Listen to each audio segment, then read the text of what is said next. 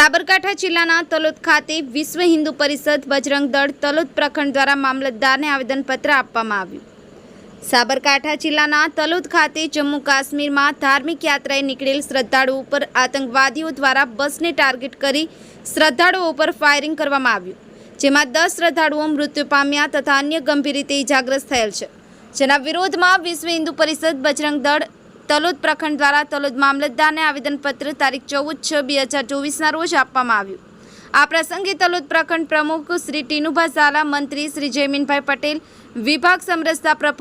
પ્રમુખ શ્રી નટુભાઈ બારોટ, શ્રી જયંતિભાઈ પટેલ, શ્રી હનુમાનનાથજી, તલોદ શહેર ભાજપાના પ્રમુખ શ્રી દામોદરભાઈ પટેલ, મહામંત્રી શ્રી નરેન્દ્રસિંહ ઝાલા, ડેલિગેટ શ્રી દિનેશભાઈ પટેલ, હરસુલ, ડેપ્યુટી સરપંચ શ્રી હરીશભાઈ પટેલ, શ્રી જેપી પરમાર, શ્રી આર્યરાજસિંહ, શ્રી ઋષિરાજસિંહ, શ્રી ગૌરવ જોશી,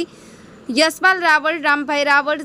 મિતુલ શાહ, શ્રી નિલય પ્રજાપતિ, કિરણભાઈ શાહ વગેરે કાર્યકરો હાજર રહ્યા હતા અને જય શ્રી રામ, ભારત માતા કી જયના નારા લગાવ્યા હતા।